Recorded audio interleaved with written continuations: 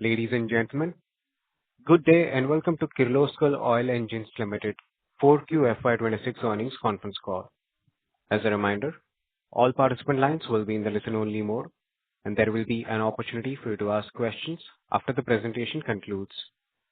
Should you need assistance during the conference call, please signal an operator by pressing star and then zero on your touchtone phone. Please note that this conference is being recorded. I now hand the conference over to Mr. Amit Shah from Antique Stock Broking Limited. Thank you, and over to you, sir. Thank you, Sagar. Good evening, everyone. On behalf of Antique Stock Broking Limited, I welcome you all to 4Q FY26 post-earnings call of Kirloskar Oil Engines Limited. To discuss the results, we have the senior management team of the company, represented by Ms. Gauri Kirloskar, Managing Director of the company, Mr. Rahul Sahai, CEO of the company, and Mr. Sachin Kejriwal, CFO of the company. I would hand over the call to Ms. Gauri Kirloskar for her opening remarks, post which we can open the floor for Q&A. Over to you, ma'am. Yeah, thanks very much. Good evening, ladies and gentlemen. Thank you for joining us today. On the call today, we have Rahul Sahai, CEO at KOEL, Sachin, the CFO at KOEL, Kiran, CHRO, and Farah Irani, Company Secretary. Joining us from Arka, we have Riddhi Gangar, CFO. I would like to start this year-end investor call with a thank you to all our investors, especially those who have placed their trust and confidence in us over the last 4 years or more. I remember discussing growth, specifically sustainable growth, when we began this journey. As business cycles fluctuate between favorable and challenging, there will always be spurts of growth followed by periods of lull. What matters most is how we build an organization capable of leveraging favorable circumstances while remaining resilient during a downturn. Such an approach is not a quarterly race, it is a multi-year marathon. It requires managing various cycles and building for the future, all while overseeing day-to-day operations. I have always believed that growth must be sustainable. It cannot come at the cost of profitability or for the sake of short-term benefits. At a consolidated level, we achieved 22% growth in revenue. We are now amongst the top 10 manufacturers in the world by volume in the industrial and power gen space. We sold over 1 million pumps last year, and our international business crossed 1,000 crore rupees in gross sales. Our domestic business grew 21% year-on-year, while international business grew 37% in gross sales. While various factors influence our monthly and quarterly movements, our focus remains steadfast on long-term sustained growth. At a standalone level, the company achieved its highest ever quarterly sales in Q4, reaching 1,522 crore rupees, or 24% year-on-year growth. This resulted in full-year net sales of 5,604 crore rupees, representing a 25% year-on-year increase. In Q4, the domestic business grew 26%, while the international business grew 10% compared to the same quarter last year. Our power gen segment grew 32% over the previous year. On a quarterly basis, power gen grew 30% year-on-year. To put this in context, Q4 is traditionally a strong quarter for us, so delivering this level of growth is a significant achievement. Our market share has improved significantly across all nodes. In our high horsepower segment, where our market share was negligible a couple of years ago, we are now approaching double digits. While the overall annual diesel generator market grew 18% to approximately 1,79,000 units, including telecom, KOEL grew by 41%, selling upwards of 50,000 units in FY26. Our industrial segment grew 22% annually, generating revenues of 1,444 crore rupees. Construction, mining, and railways have been our primary growth drivers. The growth in our construction segment tells an interesting story. As you all know, in January of 2025, there was a mandatory emission standard shift from CEV BS4 to CEV BS5. Is that right? Yeah. So emission changes represent both an opportunity to acquire customers and a risk of losing them. In this segment, customer acquisition is a long-drawn process involving technical alignment, product fit assessments, and often engineering tweaks to ensure our products integrate seamlessly with the customer's equipment. This involves type approvals and proto-testing, a joint effort that typically takes 18 months or more. Despite these complexities, we grew 24% in this segment in Q4 compared to the same quarter last year. Our construction segment specifically grew 44% year-on-year, validating the strength of our products under the new emission standards and the capability of our engineering teams. We have incorporated a new subsidiary called Kirloskar Advanced Systems Private Limited. We believe there's significant potential in advanced technology, particularly to serve key accounts in sectors like defense. Beyond our traditional engine business, we see a systems integration opportunity where we can leverage our engineering capabilities. This requires focused effort, which is the rationale behind this new entity.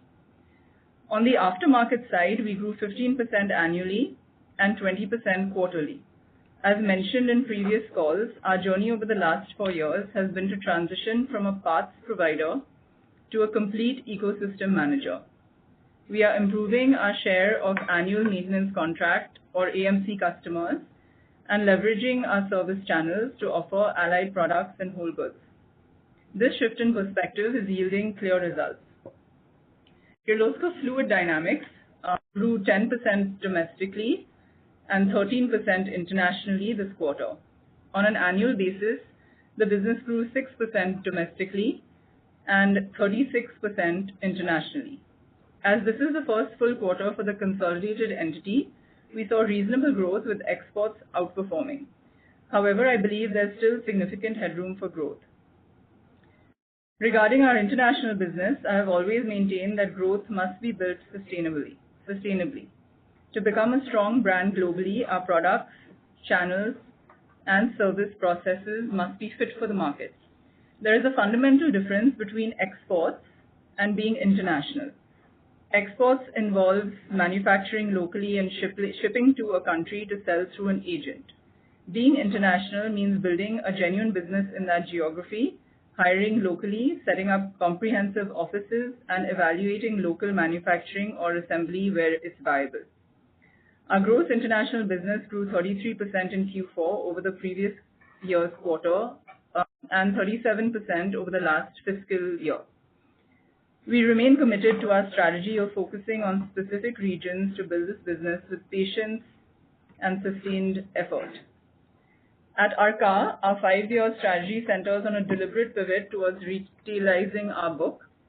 To ensure sustainable growth, we prioritize building the right foundational structure, ranging from onboarding the right talent and selecting markets to building seamless digital journeys and prudent risk guardrails. We scaled from 34 to 137 branches in fiscal year 26. Our strategy focuses on local market depth, operating only in regions where we have the established infrastructure to provide direct, high-touch service to our customers. Our AUM grew 10% to 7,947 crore rupees, with net interest income rising 11% to 266 crore rupees. Even with significant investments in the secured retail business, FY26 profit after tax remains stable at 69 crore rupees, similar to FY25 profit after tax before extraordinary items. While we are in full execution mode, asset quality remains robust, along with prudent leverage and capital ratios.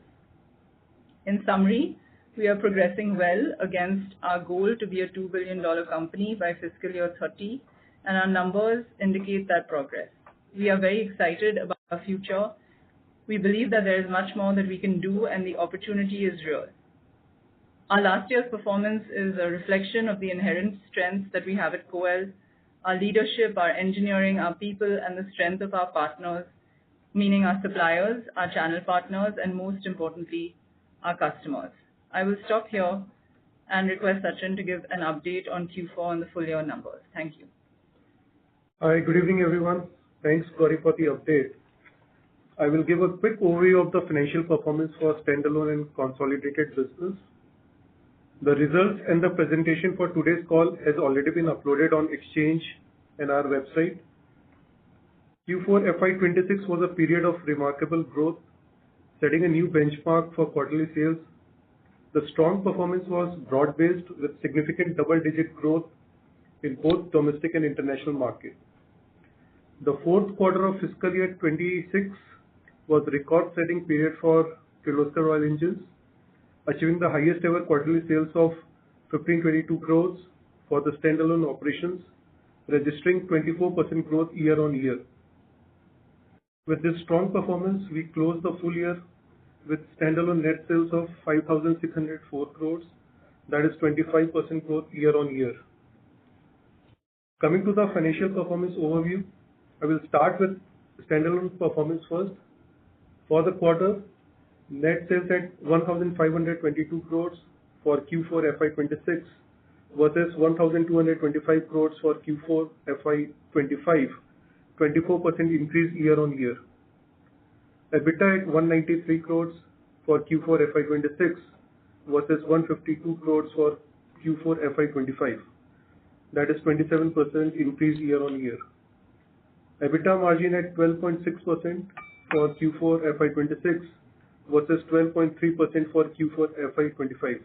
There has been improvement by 30 basis points. Net profit from continuing operation at 118 crores for Q4 FY26 versus 92 crores for Q4 FY25. 28% increase year-on-year. Now moving to the full year performance. Net sales at 5,604 crores for FY26 versus 4,481 crores for FY25. That is 25% increase year-on-year. EBITDA at 737 crores for FY26 versus 552 crores for FY25. 33% increase year-on-year. EBITDA margin at 13.1% for FY26 versus 12.2% for FY25. So there is a growth of 90 basis point in EBITDA margin. Net profit from continuing operation at 464 crores for FY26 versus 343 crores for FY25. 35% increase year-on-year. Net cash position net of debt and including treasury investment stands at 552 crores. Please note numbers reported here are for continuing operations only and excluding exceptional items. Moving to working capital, our working capital position continues to remain healthy with payables at approximately 60 days and receivables at around 41 days. Inventory levels stood at approximately 48 days, which improved from 66 days last quarter. Supported by disciplined working capital management led by improved inventory and receivables efficiency, the overall cash conversion cycle has continued to be maintained within a disciplined range, supporting overall liquidity and operating flexibility. In the interest of time, I will break down this performance for the quarterly numbers. You can refer to our earnings presentations for full year performance number. So coming to the further breakdown of the standalone sales for the quarter, Coel's standalone sales post the restructuring were at 1522 crores, that is 24% growth year-on-year. This strong momentum was backed by double-digit growth across all business units. So within B2B, Power Gen was at 708 crores, that is 30% increase year-on-year. Industrial was at 371 crores, 24% increase year-on-year. Distribution and aftermarket was at 281 crores, which is 20% increase year-on-year. And international business of B2B was at 162 crores, that is 10% increase year-on-year. Now looking at consolidated performance for the quarter, the revenue from operation at 2,116 crores for Q4 FY26 versus 1,749 crores for Q4 FY25. That is 21% increase year-on-year. Net profit from continuing operations at 162 crores for Q4 FY26 versus 111 crores for Q4 FY25. That is 47% increase year-on-year. Let us have a look at consolidated segment performance for the quarter now. B2B segment revenue for the quarter was at 1,557 crores, which is 25% growth year-on-year. The segment PBIT was at 152 crores, reflecting 35% increase year-on-year. B2C segment revenue for the quarter was at 339 crores, which is 11% growth year-on-year. The segment PBIT was at approx 42 crores, that is 16% increase year-on-year. Financial service segment revenue for the quarter is at 221 crores, reflecting 8% year-on-year growth. The segment PBT was at 28 crores, that is 157% increase year-on-year. Please note, number discussed here represent continuing operations only and before exceptional items. To conclude, I would like to sincerely congratulate the entire KOEL team for their contribution to this strong performance. The progress we have achieved this year is a reflection of the collective commitment, resilience, and execution capability across the organization. As we close this financial year, we are now preparing ourselves for the next set of milestones in our 2B2B journey. Our approach will continue to be steady and disciplined, staying focused on our long-term goals, taking one step at a time, and remaining agile as we navigate the evolving business environment. Now I would like to open the floor for Q&A. Thank you. Thank you very much. We will now begin with the question and answer session. Anyone who wishes to ask a question may press star and then one on their touchtone phone. If you wish to remove yourself from the question queue, you may press star and two. Participants are requested to use handsets while asking a question. Ladies and gentlemen, we will wait for a moment while the question queue assembles.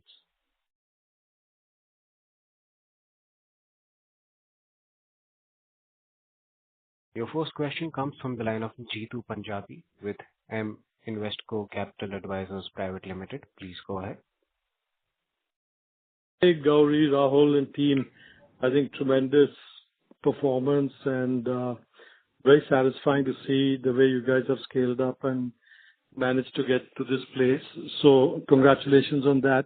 My first question really is that, the export side numbers seem very strong. Question is, can you give some level of attribution to help us understand where is that growth coming from, and two, your thoughts on sustainability of that? I've got a second question I'll ask after we talk about the first one. Hi, Jeetu. So thank you for the input and really appreciate that. On the international side, so our fluid dynamics business has done extremely well last year. So seen tremendous growth.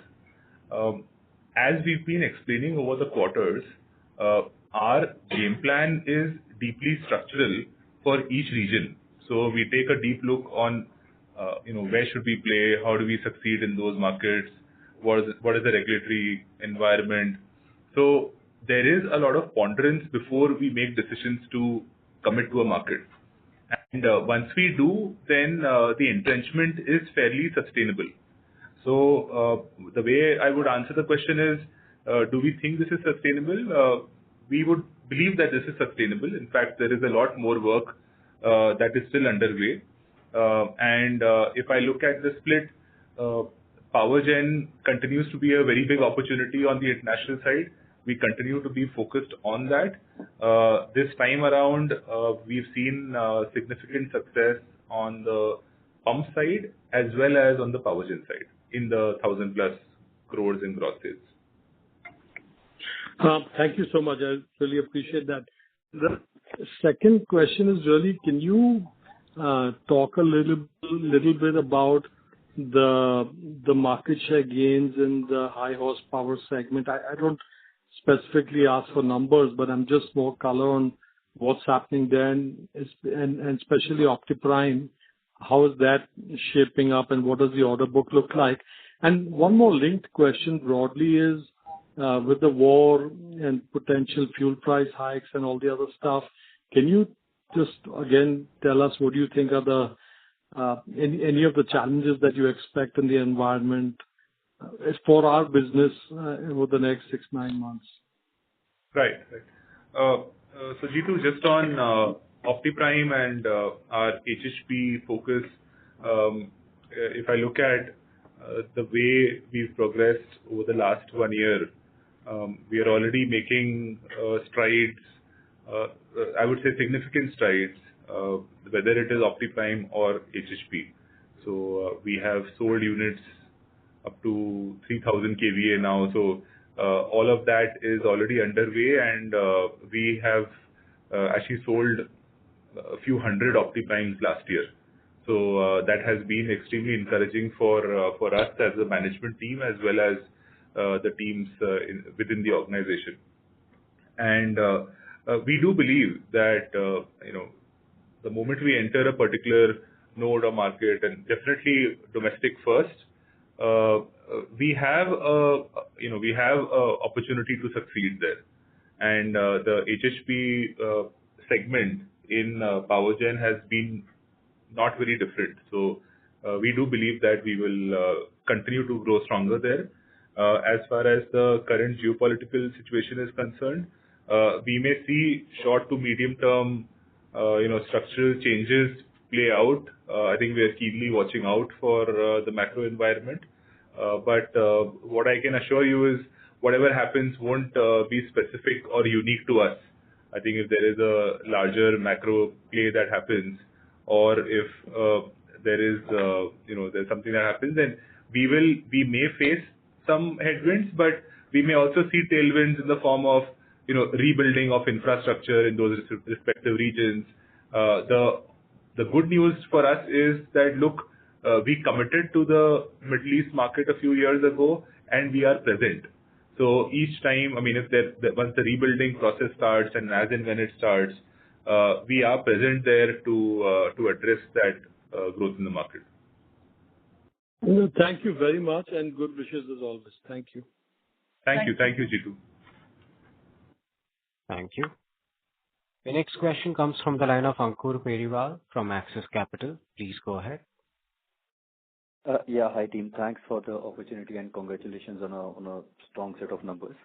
My first question is on the R&D and the overall product development side. Now, glad to hear your earlier comment on OptiPrime picking up very well. But just on that bit, are there any more products that we are working on over the next, let's say, 1 to 3 years, which can drive the growth further up, or maybe even variants of the existing ones, which can see a ramp up, over the coming years?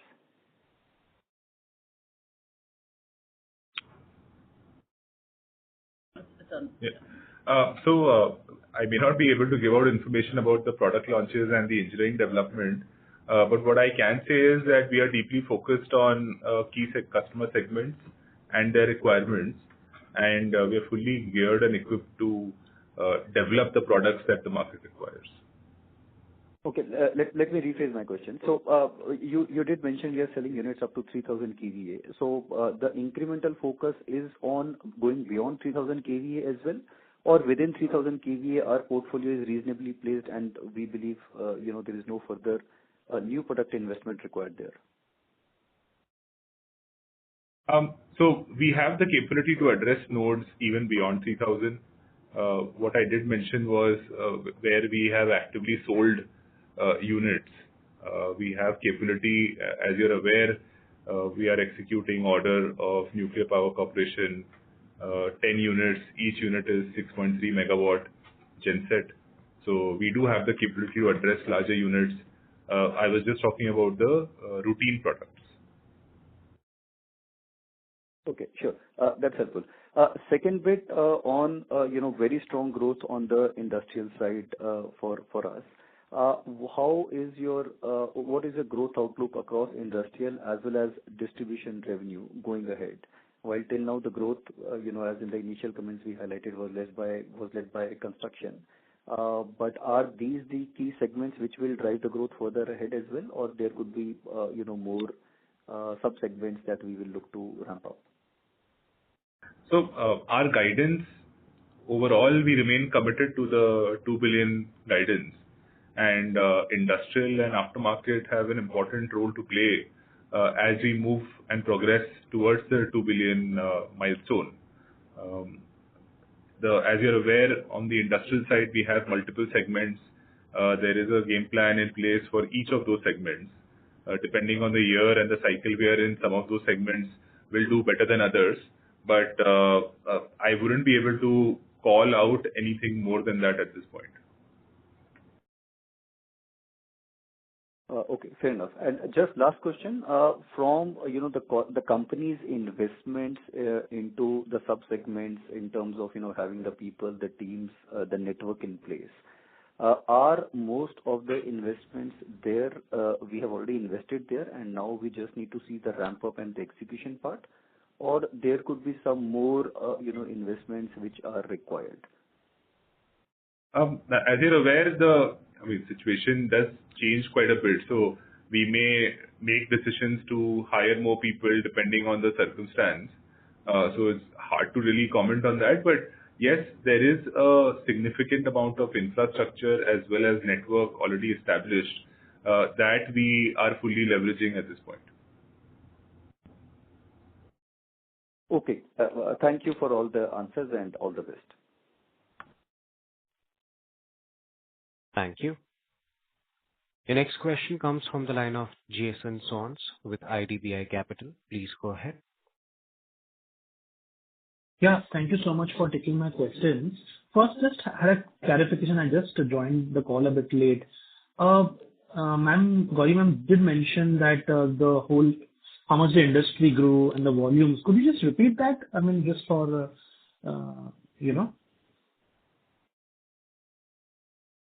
Yeah, sure. So you want me to repeat Yeah, sure.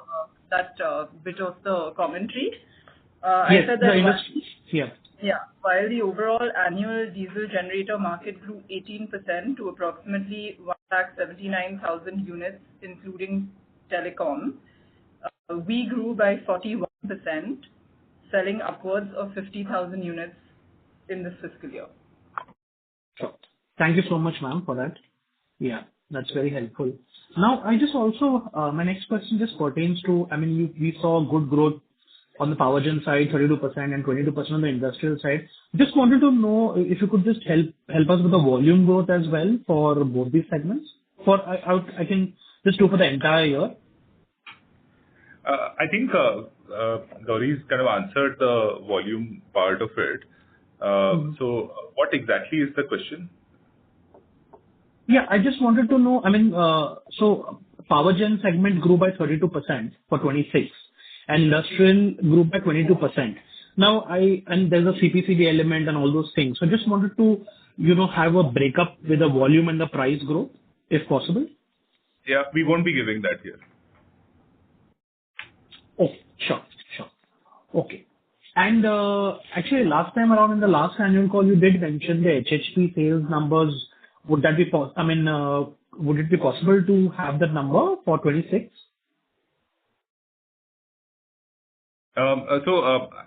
Yeah, that number we don't usually give out, so I'm sorry we won't be able to share. I think the qualitative on HHP we did share right in the beginning of the call. Yeah. Okay. And I also saw the announcement with regarding to the capacity augmentation at the Concall plant. Now, you've mentioned some capex as well for that. Now, considering that, could I, basically, what capex do we envisage for 27 and 28 going ahead?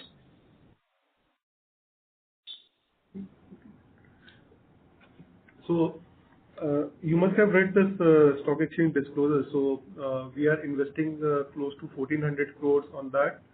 So that will be our capital allocation for this next 2 years. For both days. And just, yeah, okay. And just lastly, just wanted to understand this time around, there have been, the Middle East crisis and things like that, the gas crisis as well. Any short-term disruptions during the quarter? Did the company face any short-term disruptions during the quarter? No, nothing specific. Okay. Sure. I'll join back the queue for further questions. Thank you so much. Thank you. The next question comes from the line of Mihir Manohar with Trust Mutual Fund. Please go ahead. Yeah, hi. Thanks for giving the opportunity, and congratulations on great set of numbers, very strong numbers. Wanted to understand the capacity addition side. I mean, the 50,000 engines that we are expanding for Concall. So I mean, should one consider that coming operational second half of FY28? Because in 2024, we had mentioned it to come in 3 years. So when should we expect that 50,000 engines to come on stream? And the second question was on the 20,000 engines capacity expansion that we are announcing. Now, here we are mentioning about 1,400 crores of CapEx versus for 50,000 machines, it was 700 crores CapEx. So are these on the HHP side? I mean, why a higher number for machine, CapEx per machine? So just to understand. Yeah. So that's a good question. So we announced the 700, like you mentioned, and that's coming online by April of next year. And it's 50,000 engines. That was about, enhancing our lines and adding new lines in the existing plant. So that's why you saw that kind of investment. Now, for this 1,400 crore investment that we're taking on over the next 2 years, for 20,000, it's because it also includes a new building, of course, at the same site. So there's no land acquisition involved. It's still at our Concall plant, but it includes a new building and, of course, completely new lines and equipment. Okay, so that's because of the building which is involved. Sorry? Sorry? Does that answer your question? Am I audible? Yeah. Yeah, sure. Okay, so that's because of the building involved. It's not the case that it's for a higher HHP machine or a typical higher category of machine. That's not the case. It is also for higher machines. It is also for higher machines, but it involves all of this, all of these things. So, we're seeing, as you can see from the results, we are seeing traction in international markets. We are seeing traction in the high horsepower segment as well as Opti Prime. So it is for those kinds of engines. Understood, sure. Second question was just on the Vizag side. I mean, a lot of data center capacity coming at Vizag location. If you can provide some clarity as to are we getting inquiries specifically pertaining to this location and how strong are these inquiries? Some color on that will be helpful. So look, we are engaged with different kind of customers, and there are inquiries from all over. I wouldn't say Vizag is any different from that. At this point in time, however, it's hard to comment on that. Understood. Sure. Yeah, that's it from my side. Thank you very much. Thank you. The next question comes from the line of Tina Virmani from Motilal Oswal Financial Services. Please go ahead. Hi, thanks for taking my question, and congrats, Gauri, Rahul, and the team for a great set of numbers once again in the quarter. My first question is related to the margins. So we have seen very good growth and very good growth in revenues across divisions. So wanted to understand when can we start witnessing the operating leverage gains? Because you had mentioned in the past that you were investing in the sales channel network, educating your distribution network and everyone on the new and the higher HP products. So are these investments done or which is leading to, let's say, the higher other expenses which we have seen in this year?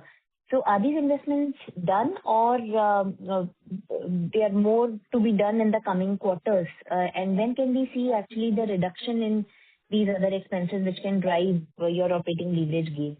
So that's my first question.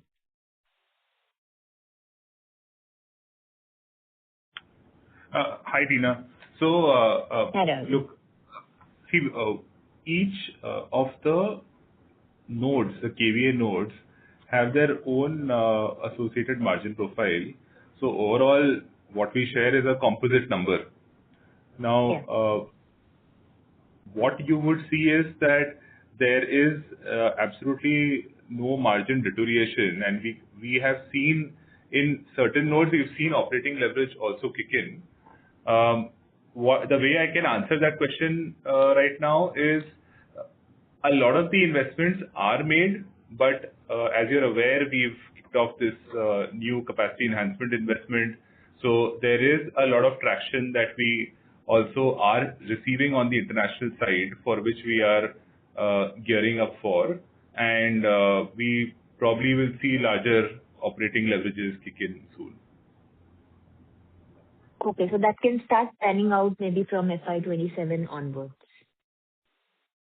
Yeah, I mean, that is our full intention is to maximize on operating leverage. Yes.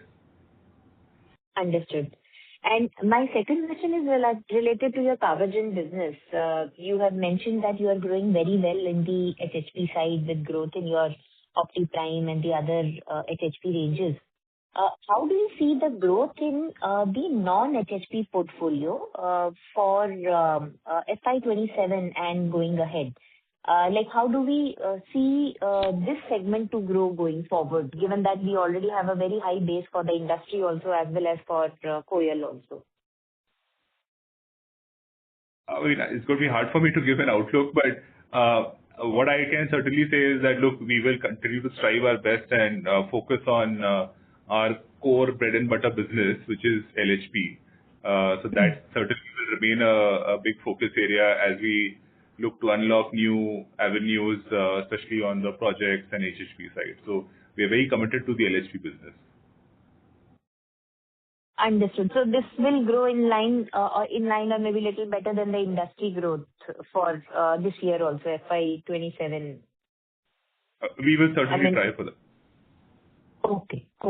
Just lastly, on the cost side, like we have seen higher RM prices across the board for the entire industry.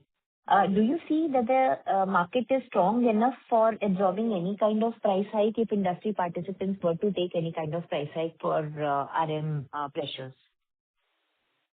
Look, I think each company has its own, strategy, so it's hard for me to comment. But I think some of the material cost inflation is such that it's going to be hard for players to absorb all of it themselves. So some of it will certainly get passed on to the market. Understood. I'll come back with the follow-on questions. Thank you so much. Thank you. The next question comes from the line of Suraj Malu with Catamaran. Please go ahead. Hi. Thank you very much for this opportunity. Ma'am, of these 1,400 crore CapEx that we have announced, is it fully new or is there any replacement amount involved in this?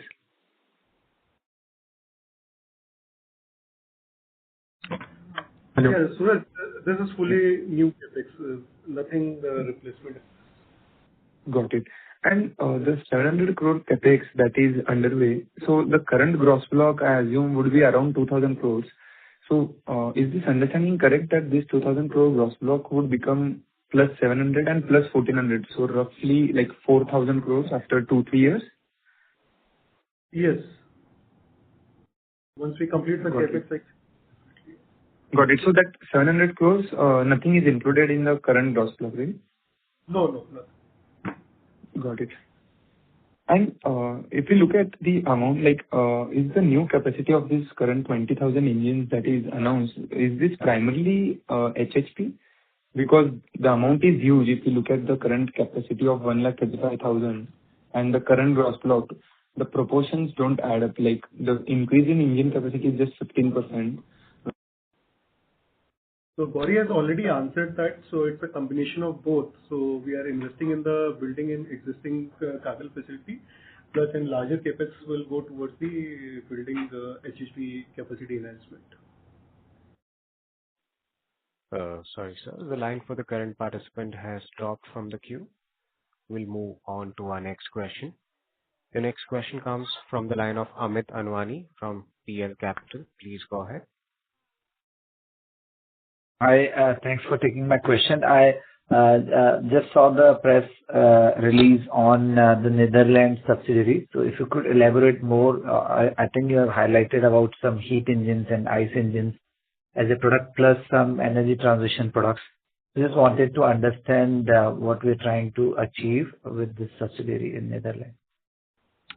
Yeah, sure. So, given international is a very big component of our 5-year goal. It's just important for us to structure ourselves efficiently as we're growing to create value for our stakeholders. So it's in line with that. Right. So, a second question on the data center. Just wanted to understand in terms of a capability and $2 billion goal, how much we are factoring in terms of the data center growth addressable market in terms of higher nodes in the data center. Some color definitely would help. And how has been at least the growth in the past, the targets for growth from the data center piece, that will help. Sure. So, look, I cannot give out how much we are factoring in the 2 billion from a data center segment contribution standpoint, but the response that we've received is quite encouraging. We remain committed to the segment. We do believe that we have a unique proposition for the data center segment, and we are hoping that we get more traction as we move along, but we've seen successes even in the last year. All right. Lastly, on you did highlight it about the CapEx and the international leg will also is something which you're considering while doing this CapEx. So could you elaborate more which markets and nodes you're actually trying to address with this CapEx? Anything which is there to understand in terms of any particular markets or nodes you're looking for? It's focused on HHP markets in power gen mostly. So that will be the key theme of the capital deployment. Which any particular geographies you are looking at initially? So at this point we can't give that out, but of course the capacity is being set up for whole of coil to use across the board. It's for across the board. So it's not that we're only setting up the capacity for a specific geography. It would be for any demand that we see across our markets. All right. Thank you. Thank you so much for asking. Thank you. Thank you. Thank you. We will take our next question from the line of Mr. Suraj Malu from Catamaran. Please go ahead. Yeah. Thank you very much. Sorry, I got dropped off. So my question was on the proportion, like the CapEx that we have announced, like roughly double of the current gross block, including the 700 and 1400.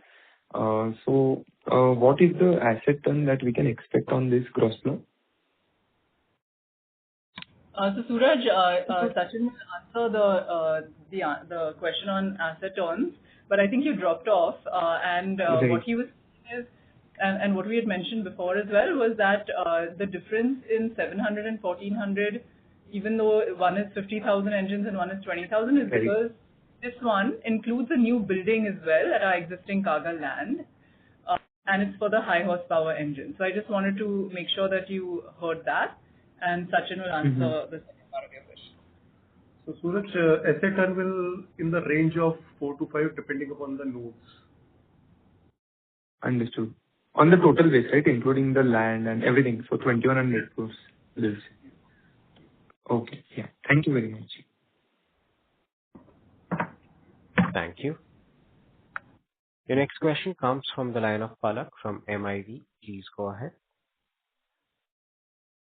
Hi, am I audible? Yes, ma'am. Yeah, you're audible. Yeah, okay. So my first question is on the short-term margin. So with all the commodity inflation situation, are we comfortable that we will be able to sustain this level of gross margin? And second question is that I think that approximately 40 to 50% of our export revenue is from the Middle East market. So what was the impact on this quarter and the next quarter, what we are expecting? And the last question is that, can you give us the proportion or the contribution of HHP to our power gen segment? So on the last question has been asked before on the call as well, but I'm sorry, we're not going to share that breakup, Palak. on the HHP bit. On your first question on raw material inflation, I think we're in a pretty sort of turbulent period or perhaps going to be entering a pretty turbulent period. And I think every effort will be made for us to focus on our long-term growth and maintaining our margins and keeping them sustainable. So, but as we know, it's a turbulent period, and hopefully that only remains for the short term. I think, in terms of the demand drivers in our industries, we do feel that they are remaining strong. So we feel we're in a good position. And it's not anything that, we're going to go through in an isolated way. On your second question, which was on Middle East, you want to answer that? Yeah, Middle East. Could you repeat the question? Middle East, you think, I think what you said was 40 to 50% of our international revenues are from Middle East, and have we seen any impact, right? Yeah, correct. So, yeah, you're correct. That was my question. Yeah, so in the last quarter, we've not really seen any impact. It's going to be hard to comment on, this quarter or the subsequent quarters, but in the last quarter, we haven't really seen impact. Okay. Also, just last question. So, considering the current energy crisis situation, are we seeing the demand on the gas-powered power generators, or do we have a strong portfolio in that segment? Look, we have a pretty strong portfolio across the board, something that we would back. And every demand and every opportunity that comes up, we will go out and strive to meet that demand. And I think what I would add to Rahul's comments is we've developed engines that run on different fuels. And it was defined in our technology tracks about 3 years ago. It's in our investor material where we've talked about developing internal combustion engines that run on gas or ethanol, methanol, or blends of hydrogen, etc. So if there's demand that picks up for any of these alternative fuels, then we are ready to address that. Have you seen any pickup in the inquiry for this specific segment? Which market are you talking about? I mean, the alternate engines power generator. I would say that there's nothing meaningful to talk about as far as this conversation is concerned. We are obviously hopeful, but nothing meaningful at this point. Okay. Thank you. Thank you. Thank you. Before we take the next question, a reminder to all the participants, you may press star and then 1 to ask a question. Your next question comes from the line of Parikshit Kandpal from HDFC Securities. Please go ahead. Yeah, hi Gauri and Rahul. Congratulations on a great quarter. Hope I'm audible. Yeah, you're audible. Hi. Yeah. So my first question is on, in this year we have seen a substantial increase in copper prices, and now this last quarter we have seen almost 15% increase in pig iron prices. So have you taken any price hikes already for this correction? So if you can bifurcate between the copper and the pig iron, because pig iron is a recent phenomenon. So just your views on that. We won't be able to comment on that because it pertains to this quarter we're in. What about copper? Because copper has been rising throughout the year. So last financial year, have you taken any price hike? So as and when there's raw material price, we continuously evaluate our pricing policy, and we take price increases at regular periods. So yeah, that's where we are. So can you quantify how much price hike you have taken in FY26? No, we can't. Okay, sure. Second question is on HHP side. So is this engine totally localized? Are we manufacturing it in-house, especially on the HHP portfolio? So it's entirely done in-house, right? Yeah. It's developed by our own engineering teams, and it's completely localized. Okay. Just one question on the Netherlands investments which you're doing. I think you mentioned about gas turbines, transformers, energy storage solutions. So is it the research which will go into and the product rollouts will happen in some years? So how does one look at this, which comments which you have given on the background of the research you're going to undertake on this? We couldn't hear your question very clearly. Sorry. Could you just speak a little slower, more clearly? Yeah. So in the announcement on the incorporation of the new entity in Netherlands, you have given a brief background about the businesses which will happen in this.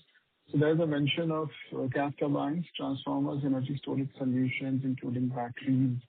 So just wanted to understand a little bit more, is this a new business line? Will we do manufacturing here, so, or is it in a very initial stage? If you can give some more color on these new verticals.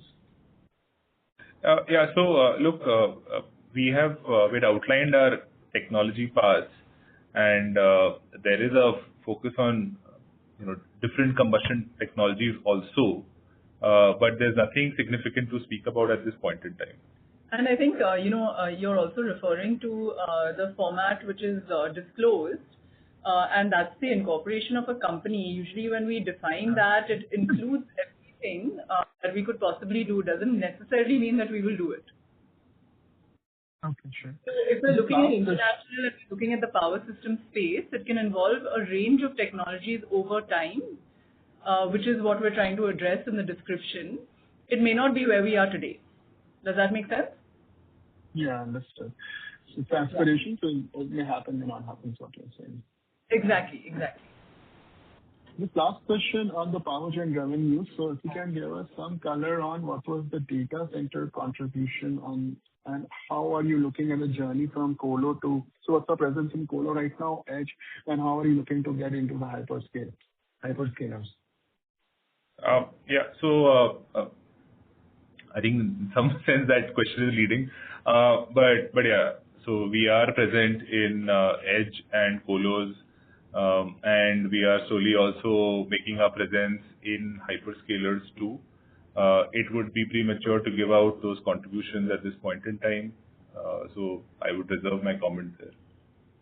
But will it be single digit, double digit, early double digit, any color, at least on the contribution of everything on the power gen revenue base? I mean, we certainly strive for double digit as far as contribution is concerned, Okay. but yeah. Thank you. I think that's it. Thank you. The next question comes from the line of Saurabh Arya with Oaklane Capital. Please go ahead. Yeah, hi. Am I audible? Yes, sir. Hello. Yeah, go ahead. Yeah, perfect. Yeah. Congratulations, Gauri, Rahul, Sachin, and to the whole team. See, my question is, actually, so of course, you have not commented on the new products, etc. But I want to understand from you, like in terms of R&D, how as a percentage of sales it is going up for us, or if you could talk about, any patents, etc. in terms of number of patents, which are increasing for the company or not. And why I'm asking this is I came across this, latest patent which was on maybe hybrid generators, and of course Rahul's name was there. So it's quite encouraging to see, CEO of the company and it is there on the patent. So maybe some thoughts on how R&D and new products will come together, if you could throw some light there. So maybe we'll talk about R&D as a percentage of sales. Maybe Sachin, you can. So Saurabh, R&D as a percentage of sales is roughly 2% on the revenue side and 2% on the capex. So is there any increase there? I mean to say year on year, are you putting more efforts there? Yeah. So it's steady at 2%, but with our sales quantum is going up, so R&D expense is also going up because we are maintaining the same rate of 2 and 2.5%. Okay. And second, I think Gauri at the start of the call commented that, international is now more than export.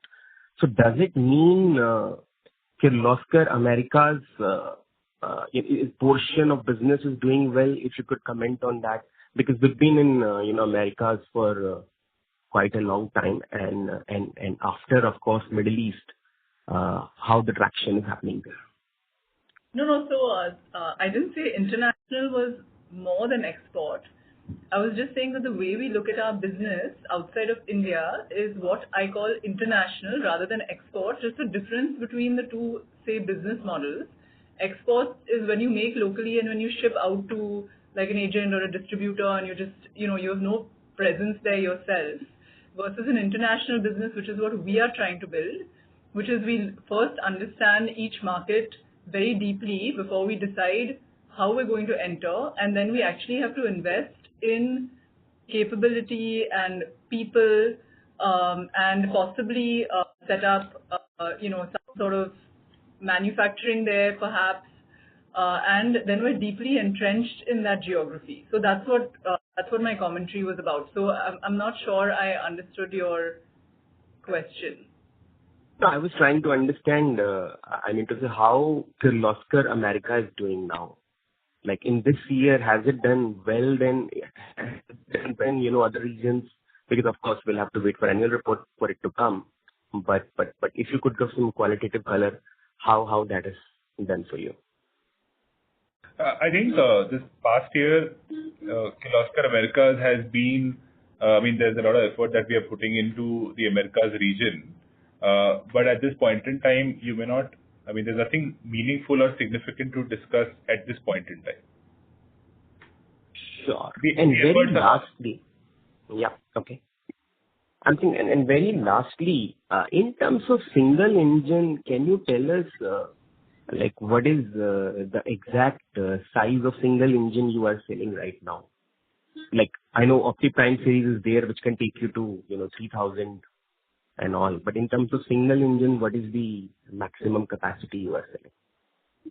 So, our nuclear power execution is single engine 6.3, basically around 8,000 kVA, 6.3 megawatt. Okay. But let's say, sure. And then for data centers, etc. For data centers, right now, we go up to 1650 in single engine, and obviously we are on track to increase that as well. Perfect. Thank you very much. All the best to the team. Yeah. Thank you. Thank you. Thank you. We take our next question comes from the line of Prateek Srivastava with Nivesh Wisdom. Please go ahead. Yeah. Thank you, sir and ma'am, for the opportunity for taking my call. And again, wish you, congratulations again on the very great set of numbers. Today there is some problem with this conference line. I'm not sure if the moderator is seeing that, but calls are getting disconnected. So I'm not sure if, any question on Arca's asset quality was taken. But in Q3 Concall, the GNP numbers were 1.2 and the NNPA was 0.03, right? Can you please provide what are the updated numbers as of today for GNP and NNPA on Arca? Riddhi, are you there? Can you answer? There. So, yeah. So, the GNP number for Arca as of 31st March 26 is 1.2. So, it remains at the same level. And NNPA also remains at the same levels of December, which is 0.3%. And in absolute terms, the GNP has actually come down. Oh, great. Great to hear that. The other question was on the order value. I guess Rahul sir mentioned that in last Q3 con call. This was the order around the nuclear NPCIL and the marine order. I guess the combined order at that point was 798 crore. The execution was 2-year timeline. Any update on the execution of this order, and are we on track? The NPCIL order execution is by 2029. Okay. And is there any update? Are we actively working on it, or we've got to start any kind of color you can throw on the execution timeline? All the teams are actively working very hard on it, because the execution is absolutely critical for us to do on time, and it gets tracked on a regular cadence. It's project managed, and we are on track to deliver it by the timelines that we have committed to. Got it. Got it. And do we have any, like, quarterly revenue recognition in this order?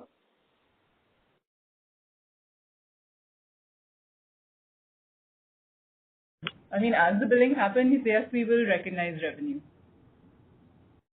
Okay. But that hasn't started happening yet, right? No. Yeah. Okay. Okay. Okay. Thank you. Thank you, ma'am, for the answer. Thank you. And again, all the best, for your continued future. Thank you. Thank you for your wishes. Thank you. Thank you. The next follow-up comes from the line of Jason Sons with IDBI Capital. Please go ahead. Since it's 8 p.m., could we request that this is the last question, please? Sure. Yeah. I'm just finding two questions. You did highlight some segments which are contributing to the growth in industrial. Now, for the same thing, I just wondered which are the areas of strength for PG, for power gen, and some areas of strength, any weakness in certain areas? Just some qualitative color on demand for the PG segment. So look, we take a lot of pride in the fact that we can offer solutions that are practical to our customers. So, I mean, if there were weaknesses, we would certainly try and plug those weaknesses over a period of time.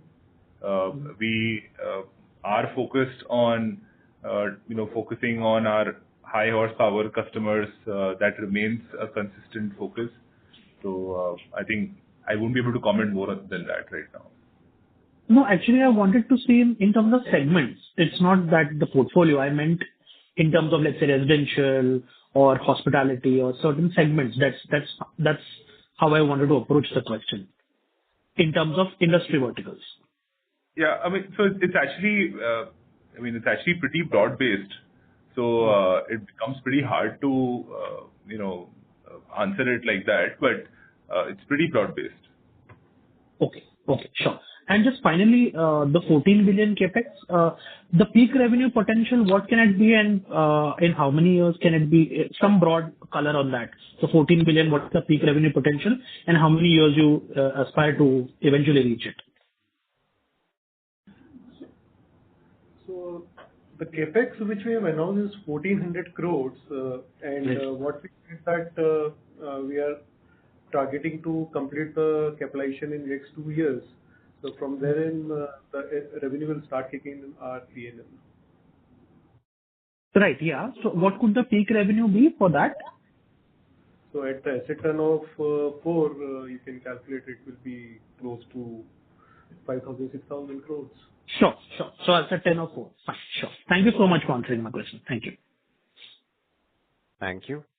Ladies and gentlemen, we will take that as the last question for today. I now hand the conference over to the management for closing comments. Yeah, thank you very much for all your compliments to the team, and thank you for your interest in the company. Thank you. Good night. On behalf of Antique Stock Broking Limited, that concludes this conference. Thank you everyone for joining us, and you may now disconnect your lines.